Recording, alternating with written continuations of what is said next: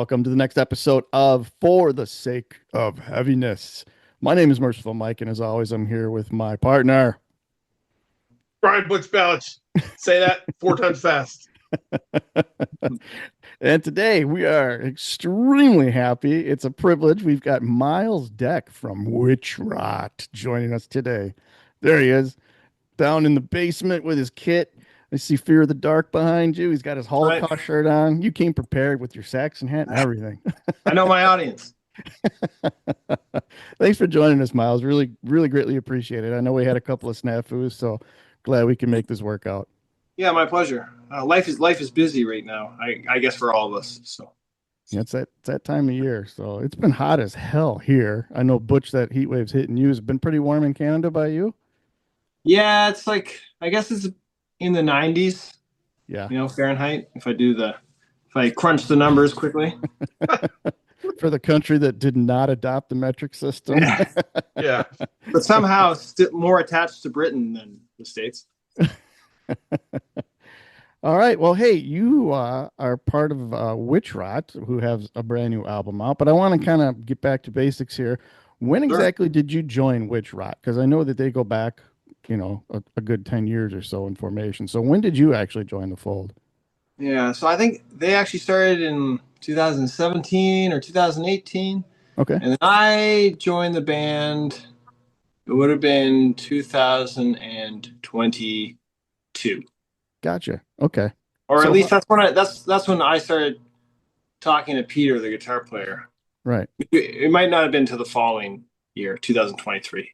Now, did you know everybody prior to, or how did you get involved? I didn't know any of those guys at all. So the town where I live, it's north of Toronto, and then I got a message on Instagram out of the blue from Peter, who I guess also lived up here, and he was asking some friends of his if they knew anybody that lived in this area. Okay. I don't know, he's looking for somebody to jam with because the rest of the Witchrot crew lived in Toronto. And so, yeah, he got in touch with me, and so we just kind of hung out and, like drank beers and listened to music. Not Sure. really, didn't really like the intention for joining the band wasn't there. But their drummer dropped out of the band, and then he asked me to join. Gotcha. I guess it would have been for a tour they had booked with the Obsessed in July 2024 23. So that didn't happen. It got canceled. So Okay. but I found myself locked into the band somehow. You ended up staying with them by default almost. There was just nobody else around. All right. So Soul Cellar, Mhm. how much creative business did you have involved in that? Any writing or, what was your role in that? I was right there from the beginning. So Okay.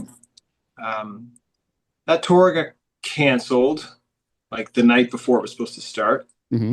And then the rest of the band was already in town with the intention of rehearsing and then going on that tour after. And so instead, what we did is we just kind of knuckled down in Pete's basement for a few days straight and just hashed out some ideas. And so I was there from the genesis of it, really. And then, we recorded all those ideas and we just, me and Pete arranged it at his house and then invited the other members in to add their bits and pieces. And, it was a slow burn. Sure. Everybody's busy and there's obviously distance Yeah. involved. But yeah, and I wrote a song that didn't make it on the record, but I was pretty heavily involved with the whole process. Yeah. It sounds like you and Peter were the driving force behind it. Yeah, and I went to almost every recording session that I could make. I think I might have missed like one or two vocal sessions or something. Sure. But Sure. I tried to be as involved as possible. I don't know. It's kind of, I'm a bit of a perfectionist that way. I'm not having fun unless it's perfect. Yeah. I get that. Butch Yeah. can agree with that. Yeah, I hear you. So Soul Cellar came about pretty organically, and you were there from the beginning. I wasn't sure if they were, any riffs hanging around from prior sessions or anything. So Mhm. that's a pretty good way for you to get involved in the band, right from the beginning of a brand new album. So, um, now as some of our friends already know, you also play drums for Cauldron. So playing for Witchrot, this is a little bit change in direction. It's a lot more slower, a lot more doomier, It's a lot of big change in atmosphere, tempo. big Although, time. although Cauldron, not the fastest heavy metal band out there, Sure. and they even Jay and Ian would coin that band as Doom AOR. I love that. And like the older they get, the slower they want to play. And like now I'm starting to feel it too. So yeah, like it was a big shift, but not too far out of my wheelhouse. Sure, sure. Now that aspect of the band was there from their beginning. So, and Butch and I have talked about the vibe on this album. I think Soul Cellar is like a perfect title for that Yeah. album. And as I was kind of going through a little bit of research, somebody called it basement ritual music, and I thought that like literally nailed it too. So, Mhm. um, there's like a real big horror aesthetic. Mhm. Is that planned out, or does that just kind of come naturally with those guys I and think girls? it that happened accidentally. There's a synth player in the band, and Yeah. he's like of all the musicians in the band, he's probably like the more experimental Hmm. Hmm. music fan, and like he's probably the one of the better musicians in the band too, like classically trained. Yep. Um, so he just adds a lot of like spooky layers, like, but does it really really well. He knows how to play every style, and Okay. I think he just has a good ear for what the band needed. I mean, it's already so heavy. There's a lot of like crashing drums and layered guitars, and like the vocals are, like off the charts. So he had to find little ways to sneak in, but everything he did is just like kind of creepy, and obviously there's like a John Carpenter element in there too, Yeah. which I think gives it the horror movie sound that you're talking about. Yeah. Yeah. Very Yeah. much so. There's bits and pieces like in I know it stuck out to me in Tombstone. Um, there's sections of the song where you're between song parts of the thing where there's even like a let me just back up for 1 second. One of the things I really like about this record for this style of music is that I feel like there's more than like so many bands that play this kind of for lack of a better term, occult doom Mm-hmm. kind of thing, like focus so much in on just playing slow and bashing the same riff for 10 minutes, and the vocal line is, the vocals are buried in echo and they're buried in the mix. And I just like that while you guys have those elements where you get those slow grooves in, the like hypnotic psychedelic kind of things, but also there's like elements of like hard rock and just classic rock and metal and Jazz. jazz. And there's some bits of like you can hear like I was gonna say in the keys, like in Tombstone, Mm-hmm. there's bits in there where you can hear like a almost like a where a Typo Negative fan could like Mm-hmm. have a gateway into Witchrot, or that would be the if you play that for someone that maybe doesn't listen to this style, but like it's, oh, you like Typo, check this out. That's And there's awesome. there's little bits of Danzig and like just, and I think you're Leah, man, her voice is like, the more I listen to the record, I just find it's one of those albums that I find more to like about it every time. Like the first time through, I'm like, this Awesome. is this is a pretty good record. And then as you listen to it, you're like, oh shit, like that's different there. There's a time, that change there is cool, or oh, that gets like there's like a cool rock and roll kind of thing going on there. Mhm. And I just think it's a good, really good diverse record. And like I said, it's an album that reveals itself more. I think it For demands sure. multiple listens. It's catchy from the get, but I just think the more you listen to it, the more it like sinks in. That's great to hear. I appreciate that. Typo, we're all big Typo fans, so that's great to hear. and I'm not surprised that like slips in. Uh, Speaking of that song, Tombstone, it actually was a demo that me and Pete wrote, and it had the temporary title "Kiss Sucks." Oh, wait a second. Well, no. I mean, like, Thanks for joining us today, Miles. We Yeah. appreciate That was Myles Deck, everyone. Gene Simmons exits the room. No, I mean, like, everyone in the band loves Kiss. It's just a joke, obviously. It Kiss would be is cool great. if you didn't too. We'd be all right with that. Yeah. We're okay with that, Miles. we Kiss is don't care. Kiss is the only band in existence that's both awesome and sucks. All at once. We would agree with you. But yeah, like that stuff. Yeah, we're all hard rockers, fans of Danzig, Typo, like stuff like that, goth rock, hard rock, sleaze. I don't know, like there's nothing like a greasy riff. Like we all appreciate Yeah. greasy riffs, right? Hell And yeah. it's heavy metal. That's the root of it all, I think. And then there's like everybody brings their own influences and sprinkles that on top too. So it's try to make the most original that we can, like that we're how do I say it? Just something we're happy with, but without trying to like emulate another band. Yeah. I guess. Right. So yeah, I'm glad it comes across that way.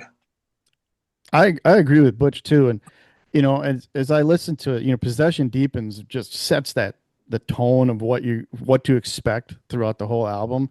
And Sure. like Butch was saying, the more you listen to it, I couldn't like pinpoint, I think we all are, wired to like, okay, what does it sound like? We need to find that influence. And I did see, a couple of people would reference Windhand, which I thought was not even close. I mean, maybe it's just me, but I don't know, man. The best thing I could say is I listened to it repeatedly was like this is a very like unhinged like Uncle Acid or even Salem's Pot. I don't know if anybody Cool. remembers Salem's Pot. I don't know Salem's Pot, to be honest, but I mean I can relate to Uncle Acid. Yeah, Windhand, I don't listen to that band, but I could see it. I think like we were going for Pink Floyd, honestly, and I think you achieved that too. but Yep. yeah, I was trying to do my best Nick Mason, just low and slow and groovy. But yeah, no, it's all cool. I mean, like it's all in the eye or ear of the beholder, right? Absolutely. Yeah, I think there's a lot of it covers like there's elements of the band that cover you can hear influence from different decades. There's definitely like that late 60s psychedelic element underneath everything, even when it's just like when you're like straight on being heavy, there's like a vibe to I think Leah's vocals add to that too. The way she sings can be hypnotic at times. Also, just to say quick too, like I love that you aren't burying her voice or actually burying anything like in the mix under like a ton of echo and stuff like that. Like I think it would be sonically impossible to bury Leah's voice. Yeah, she can belt, man. Yeah, great. She's probably one of the greatest singers I've ever played music with. Yeah, I told her that, and like not to, like not trying to gush over, but I think she's an incredible singer. Like, and I feel pretty lucky to play in a band like that because it's hard to find someone with that kind of power, I guess. Yeah, dude. Yeah, she sounds great. Speaking of the influences and the way that the album flows, Die Alone is like one of the only like a little bit more up tempo tunes on there. So again, were you deliberately trying to make sure that everything kind of flows in different directions and all that? Because that one always stood out for me because it starts off with a really good tempo, and you're on there just making away. Yeah, so. It's like one of the more rock and roll tunes on that record. Very. Yep. Yeah, I think we were just feeling something a little faster. I think we spent most of the weekend playing slow and heavy, and then Pete had this really cool riff. Like Pete's I think he's a great riff writer too. His stuff sounds really original, and I don't know. I find it easy to just play along to because it like there was a natural groove that I could hear underneath his riffs. He's not like a terribly busy guitar player, which is good. It leaves a lot of room for other instruments. But yeah, it was just something we were feeling, and when I hear it, like it kind of reminds me of like Devil's Blood, maybe. Oh, sure. Okay. Definitely hear some of that. Yeah. Yeah. But yeah, just like a sleazy helicopters style riff too, you know. But yeah, that's a fun one to play. I love playing that song, and we haven't played it. I don't think we've played it live yet. We're gonna start. Speaking of live, you guys have got quite a few shows coming up. You're heading to Europe. You're heading to Europe like the 19th, right? Don't you have some shows there? Yeah. So band's going to Europe. I unfortunately will not be going to Europe with the band. They've got another guy lined up for that. I just between just like my schedule, between working and a family, Sure. just like I couldn't make it work. No, I understand that completely. Yeah. I think like I told Pete when I joined the band, it's like I'll do the best that I can. Yeah. It's just the nature of being an adult, playing heavy metal. So You guys are also going over in August too, right? Well, yeah. So Witchrot's going over in August to Europe for 2.5 or 3 weeks. Yeah. I am playing a couple shows around here with them, and then when they come back, I'll hook up with them again and play. Awesome. And I'm pretty good for regional stuff. So if you want to come hang out, I'll be there in Canada. Me and Butch will hop on the next bus to Toronto. Yeah, come on to see the band live. Come on up. Yeah. So, but they are. Yeah, they got. Yeah, I think pretty sure it's 3 weeks. They've got a couple festivals over there. Yeah, I was looking at that. Yeah, I think they're playing almost every day that they're there, so that's good. Wow. It's important because if you're not playing, you're paying. That's Yep. Butch can speak to that way more than me. So who came up with the concept for the throat cutter video? Because that's gnarly. Oh, it's awesome. So that was a guy. He lives in the city of Kingston or nearby. That's entirely this guy's idea. I don't even remember his name, but he plays in a band called Strange Happenings, and it's like a local band that we play with. Okay. But he just makes videos for bands. Like he's really involved in the art scene there. So we just kind of handed him the music, and he went wild with it. Yeah. Indeed. Yeah, it's cool. And there's no clips of the band, so it's still kind of mysterious. It's cool. I think sometimes that works better. I think that speaks to the music a little bit more because you're not distracted by watching a performance, and that video in itself. I mean, that's wide open to interpretation, but it just goes with that song so well. So he did a tremendous job. It's one of the better ones I've seen in quite a while. Yeah, it's cool. Like there's no narrative there. It's just a bunch of like visuals that melt together.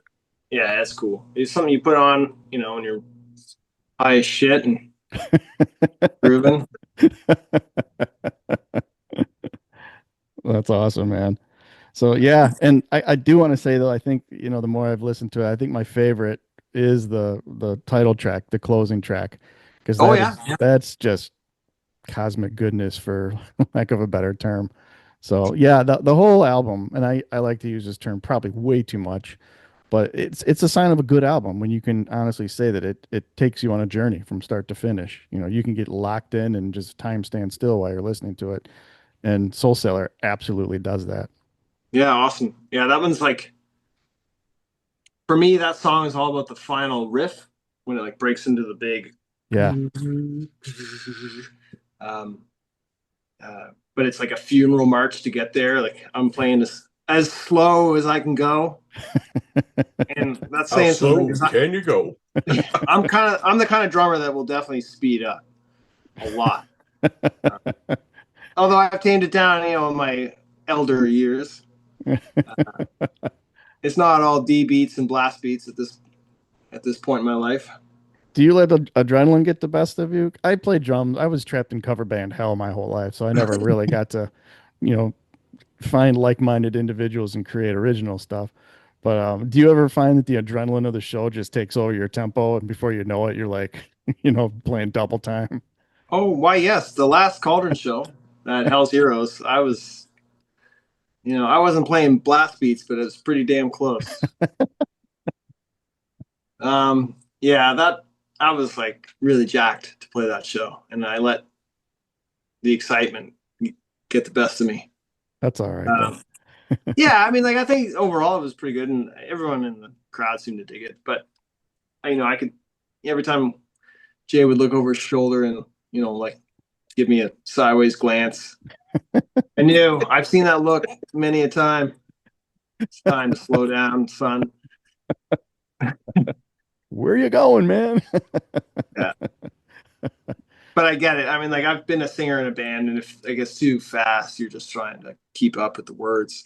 Yeah, And he's playing bass too. It's sure. got double duty. Um, but yes, I am one of those guys to let adrenaline take over. At least I really make more of an effort now. I practice to a metronome more often, or I'll play along the songs. Hmm. So I feel like I've got it under control a little bit. But when Right. I was a kid, it was just like light speed Yeah. That's how it gone. was for us too.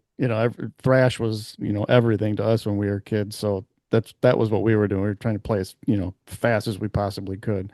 Oh yeah, yeah. But yeah, you learn later on, like you were saying in your elder years, you learn to let that riff breathe, and it makes it way more heavier than Well, what it's you think. heavier. Yeah, everything sounds better. Yeah, you just don't realize that as a kid because you think faster is the Better. best medicine because Yeah, fat. it covers up all the mistakes because you're playing so fast. Nobody really like heard the drum flub that you made or the wrong notes. You know, that's already like 10 notes behind. It's lost. We're good. Yeah. What should you want to jump in on one?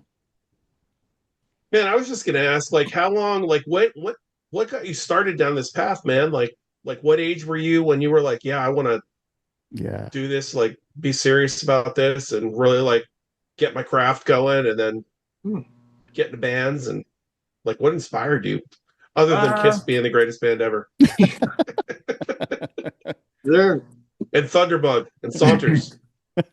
I like pretty much all my life I played piano. Like as far back as I can remember, like piano was a part of my life. So I've always been in music.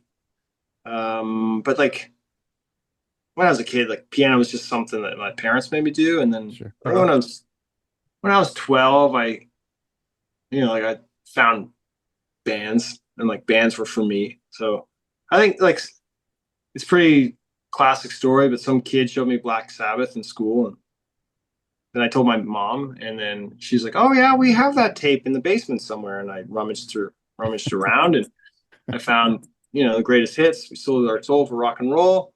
Nice. Uh, Started listening to bands, and I don't know, it was the mid '90s, so it was like stuff that was popular then, like Green Day and The Offspring and Right. Nirvana, right? Sure. Sure. Stuff that was like everywhere. Smashing Pumpkins, pretty much any alt rock band of the day. I started getting into and listening, and from there I found my way into punk rock. Um,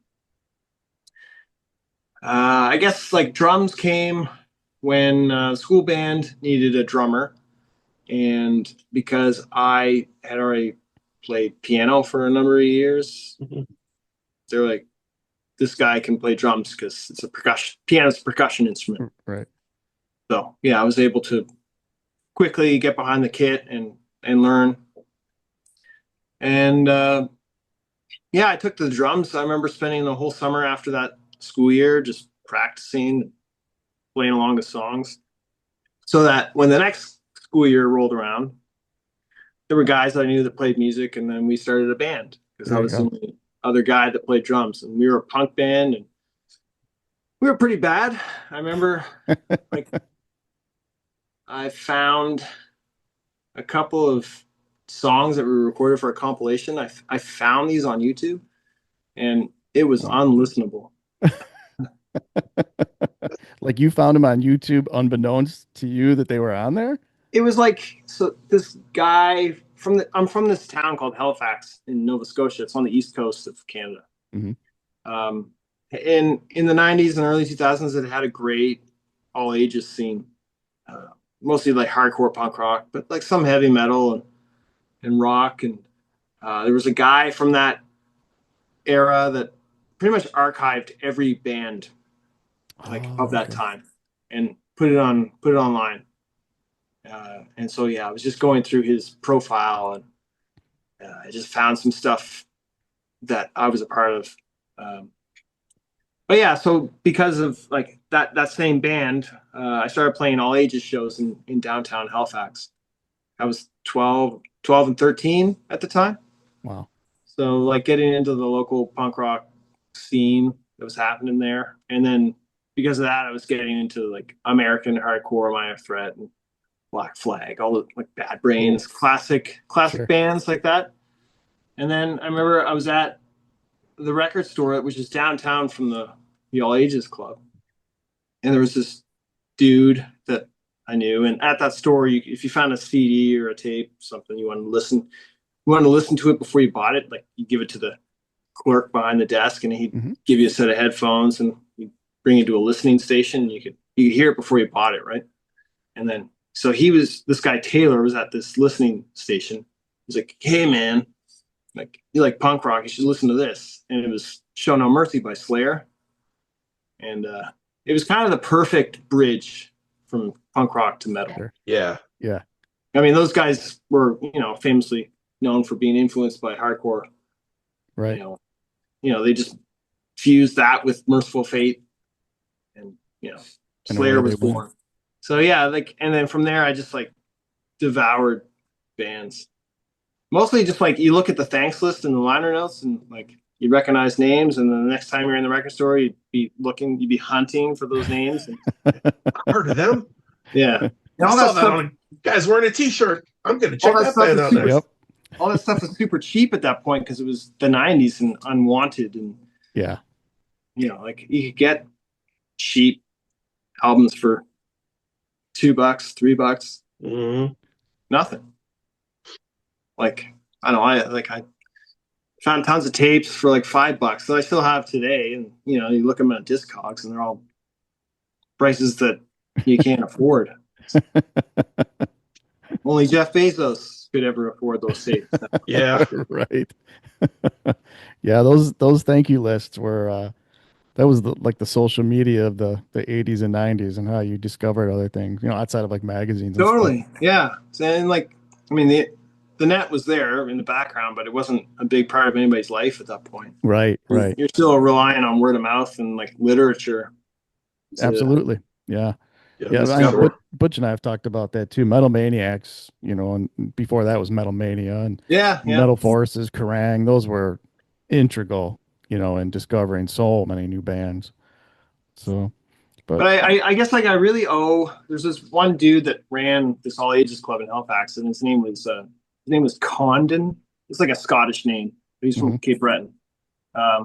He ran the all ages club, and my band was booked to play there, but my parents were like, "No way, you're not going downtown by yourself. You're 12." I was gonna do it anyway. I was just gonna, run away or whatever. But no, he called. Somehow he got my phone number, and he called my parents, and like he just talked to them, and he's like, "Listen, like it's not some sketchy organization. Like we're running a professional place here. We've got, it's a place for kids to hang out and like not get into trouble." Anyway, somehow he convinced my parents that it was a good thing, and they let me go, on some condition, and I played, and it was all cool. And then like that just became part of my regular life after that. That's awesome. That's pretty cool that you did that at such an early age too. Yeah, I mean, like, I'm pretty fortunate. I was probably like one of the younger kids around in that scene. Sure. Yeah. But forget where I was going to go with that. But yeah, like it totally changed my life for better or for worse, depending on your perspective. For the better, because you would Yeah, not be definitely here for the better. talking. Obviously, for the Just like better that. for me. Yeah, my parents maybe cried in their sleep. So real quick, just for all the gear nerds, Mm-hmm. what's your kit setup looking like? Yeah, yeah. I just recently bought this, so I've got a couple of kits. This is a classic 1976 Ludwig. That's awesome. Nice. Love it. I worked a pile of overtime in the spring, like a literal shit pile, and I saw this kit on Marketplace, and it was my dream kit. Um, I mean, I'm a big John Bonham fan, like every Sure. fucking cliche rock drummer out there. So this, I mean, like if people know drums, this bass drum here, that's a 26 inch. Yeah. There's a 18-inch four tom, 16-inch four tom, 14-inch rack, and then I've got like a Ludwig Black Beauty. That's my workhorse snare. That's the snare I always played when I was in Cauldron too. It's the Sure. you call that the douche sound because it goes. Yeah. Yeah, a couple cymbals, and then I've got at Peter's place. I've got a Tama Royal Star kit. Okay. It's got the two kicks, so I'm still rocking the two kicks. Hell yeah. Yeah, it's the heavy metal way. The double pedals for posers. Convenience is for posers. Poser here. I mean, admittedly, I've got one too. You just can't see it; it's hidden in the back. It does make gigging a little easier. It's just one less Yeah. thing you got to bring with. But yeah, I agree. My son plays drums, and he's built so much more off of my old kit, but we've yet to find a matching kick for the other one. So he's been playing a double pedal, but he's up my butt constantly, like, we got to find another kick. We got to find another kick. Because he wants the aesthetic of that big giant double kick set. So I get it. Yeah. You need a cage too, man, or get the fuck out. I'm pretty sure that you can gig swing from. I'm pretty sure that gig we played in Peterborough, there was Peterborough, sorry. Peterborough's a town in Canada. Pittsburgh, sorry. There was like it was a 7-band bill or something, and like every band had two kicks and a cage, like a rack with a million cymbals. I'm sure the sound guy was just like sweating his balls off, tearing his hair out. Just like, fuck, not another metal festival. All these monster kits I gotta switch in and Oh out. God, yeah. 45-minute changeover. Ugh. Yeah. Now, are you still playing piano? You still play? Yeah. So when I was I played classical piano growing up, and I don't know, as like one does when they're a teenager, their friends make fun of them and call them piano dorks. And if you're self-conscious at all, like most teenagers are, you quit and then pick it up later as an adult. It's just I do play. I still play. I just I'm not nearly the classical player that I was. And it's like I just like, I mean, I've got so many things on the go. Yeah. It's just hard to find time. Piano is a real commitment. Like it takes a lot of practice to be any good, which is why it's hard as a kid because you don't see the payoff with piano, right? Like for 20 years. Yeah. It's like, oh, I got to sit down and play this 2 hours a day for 20 years. Like, do you know any kids that say, yeah, sign me up? Yeah, you can't power chord your way through that early on. No, not really. But the thing is, like, you got to show them something cool, and I didn't quite have like the context for how piano could be cool. I guess when I played it, I didn't really think Bon Jovi was cool. I mean, like I do now, but they should introduce you to some Angel. Yeah, well, Angel. Yes, I am familiar with Angel. Yeah. But yeah, like I wasn't into the whole like poofy hair thing and headset and keyboard rock yet. I mean, like I'm a big Survivor fan now. But yeah, it's just like I don't know, like Mozart wasn't really a part of my life when I was a kid, but Yeah. you Right. know, I definitely appreciate it more now. And like I try to play, whenever I can find 5-10 minutes just to sit down and play. So yeah, I mean, like most of the time I just play Beth by Kiss There you go. Good save, and Miles. Good and sing save. along. Yeah. That's the way. Speaking of sucks, uh, yeah, I mean, like I like playing that song. I love it, and I mean, I can sing and play, so I feel, it makes me feel something. You need to record a Accomplished. video of that and send it to us. We'll put it up. Yeah, we very much would like that. I just got to do it without making a single mistake. You have to wear the makeup though, There might but it has to actually, be your own character. yeah. Oh, damn! I am the basement child, Yeah, the ghoul. the cool. So if you don't mind us segueing a little bit over into Cauldron, Sure. how did you get that gig? How did that all come about? How did you meet Jason and Ian? Um, I was living in a province called New Brunswick, the city called Moncton, also on the East Coast, but a little bit further inland from Mhm. Nova Scotia. And then a mutual friend of ours named Kyle McDonald's, great guy. He was a cornerstone of the Moncton music scene. He knew Cauldron, so when he found out that they were looking for a drummer, because they seem to be perpetually out of a drummer, Yeah. they cycled through a lot of drummers. He hooked me up with them, and so I started texting with Jay, and I was interested. Jay wanted me to come up for an audition. Mhm. I was like, man, I'm broke. Like I can't afford a plane ticket to come up. How about a video audition instead? And so he was cool with that. So me and Kyle made a video where I shotgunned a Fax 10 and then tried to like drunkenly stumble along to Cauldron songs on the drums. They didn't even watch the drum part. They just saw the shotgun part of That's the our video guy. and they're like, all right, you're in. Yeah, Get up here. you you get the spot. So then I just moved to Toronto. I was just like chasing gigs wherever I could get them. So it was the perfect time for me to go. I That'll wanted to work be out. I wanted to be as busy as I could be. I was always playing in bands in Halifax, and nothing really like worked out to I wasn't a huge rock star or anything, so I wanted to I knew Cauldron were on their way, Yeah. and I liked their music. I'd seen them a couple times. I'd seen Goat Horn before. Yeah. I guess like so yeah, like it wasn't completely cold. Like I'd seen Goat Horn before, and I saw Cauldron a couple So you were times. familiar. Yeah. So yeah, I knew the band, um, and I liked the band.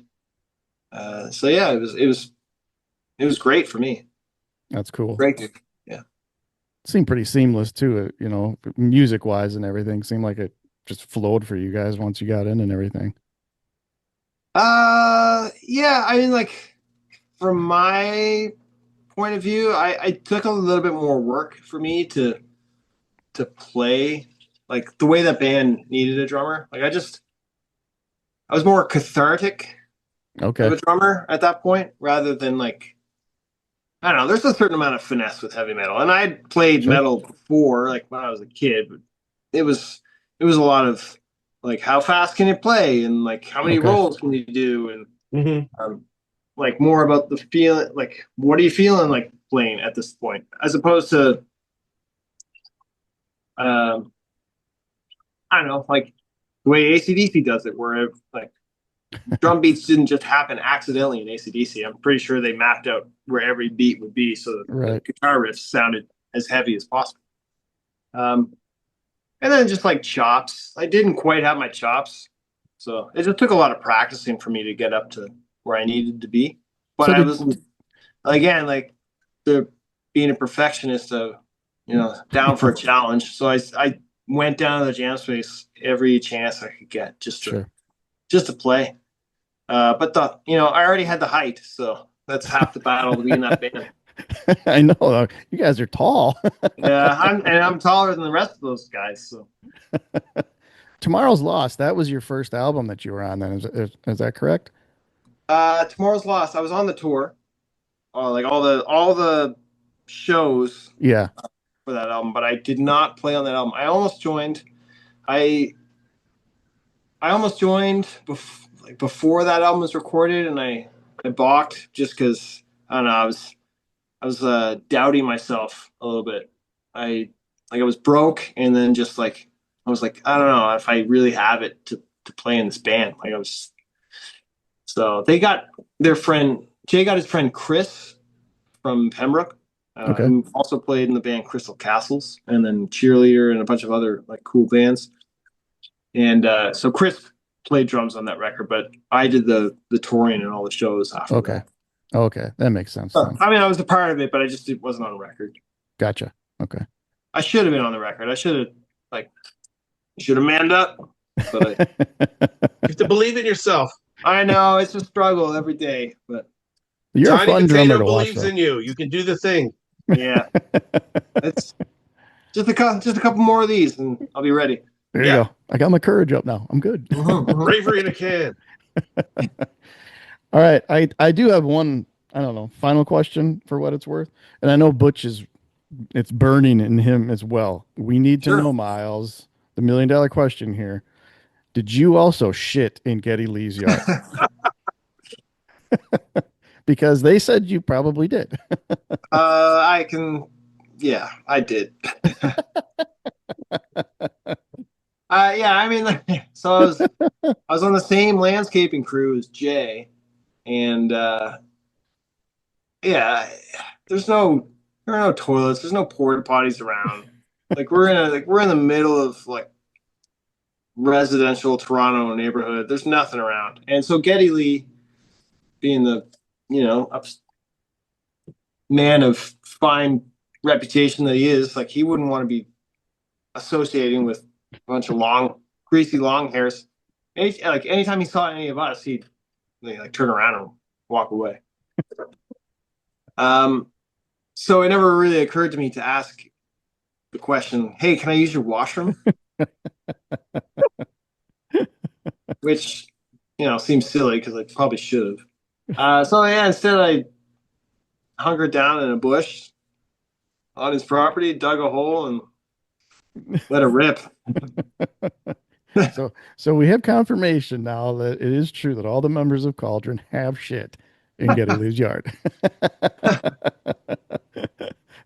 That took us by surprise when I look back at that that interview. As soon as Jason said that, the look on Butch's face, I think we all were like, "What? What?" It just so out of left field, man. It was hilarious when he said that. So, all right. Well, I'm glad you're in that very exclusive club, Miles. That's pretty awesome. Yeah, I mean, how many guys that you've talked to can say they did that? I only In my know Three. I know. Yeah, I know three. You might have played Whack and Metal Fest, but you've never shit in Geddy Lee's lawn. Right. That puts you way up on an upper echelon of awesomeness, man.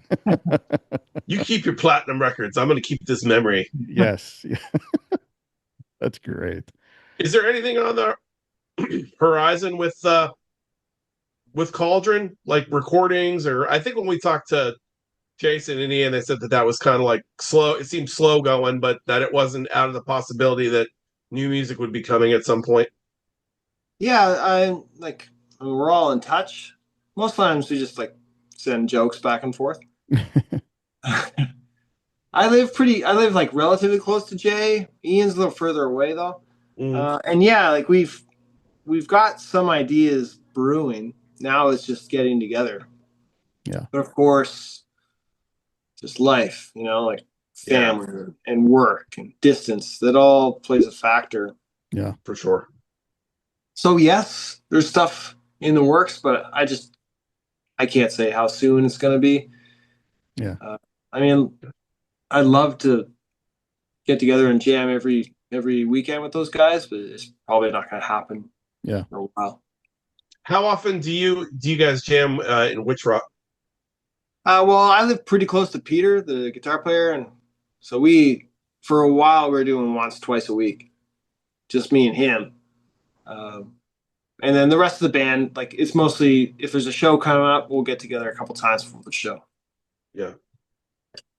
But yeah, I feel like it's a pretty tight unit at this point, so there's not a lot of we don't need to jam every day. And I'm pretty sure of myself as a musician these days, so That's good. Yeah. Is it one of those things like you guys? I know that the record just came out in May, so it's not like no one's rushing you to get another one out. We all want to enjoy this one. I just didn't know if you guys were like constantly working on material, or if it was like you go through the cycle, and when you feel like it's time to start doing something new, you start writing then, or if you're always throwing ideas around. Or I'm always just interested in the process. yeah. I mean, I'm always working on stuff. I think Peter, he's just been focused. Like he's the real like motivator behind the band. So he's been focused more on just booking these shows. Yeah. You know, I think he's writing, but we haven't really touched anything new as of right now. Again, like he's another family guy. He's got a couple of kids, so it's a time thing, right? Yeah, for sure. Yeah. Time and timing. Make sure everything fits together. Yeah. And it's summer, and everybody wants to go swimming and camping, Yeah. all that stuff. Sure. Yeah, for sure. Yeah. Last question I had for you is when is Cauldron going to let you have a fancy last name like Decay or Chains? Or like, why you got to have like your name? Like, Well, there's actually, anything wrong with it, but Smasher or Myles Basher Destructor. I actually tried Myles Death once. I don't think that flew. It was just too on the nose. And then I think on the Moonlight Desires 7-inch, I might be credited as Miles Away, like the Winger song.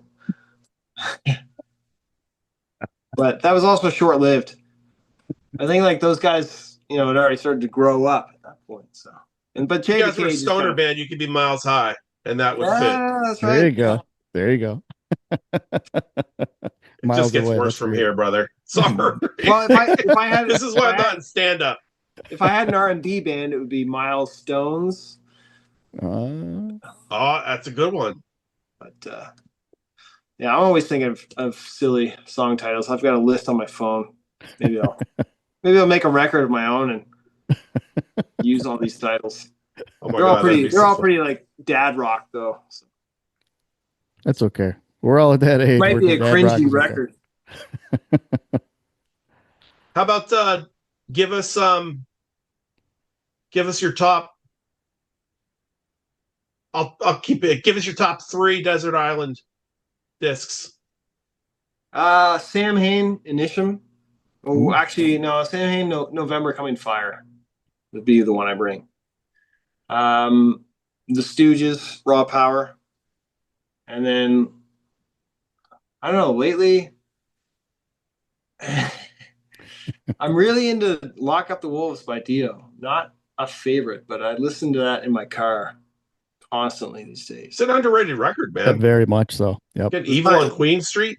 The Simon Wright record from AC/DC. Yeah, it's I don't know. It's just been really in my head these days, and I don't think I could live without it. Nice. That's good stuff. Well, all right, Myles, you guys have done a really good job. It seems like it's been getting a phenomenal response. Yeah. So, Witchrot Soul Cellar, if you haven't already grabbed it, seek it out. It's well worth the trip, man. Definitely. So, well done. And our kudos to the rest of the band as well.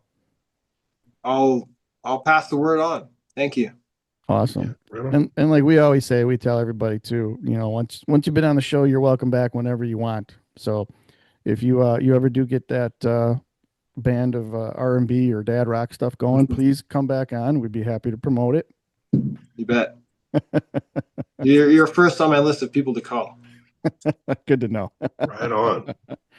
All right. Well, we greatly appreciate you joining us, Myles, and we will see everybody again on the very next episode of For the sake of heaviness.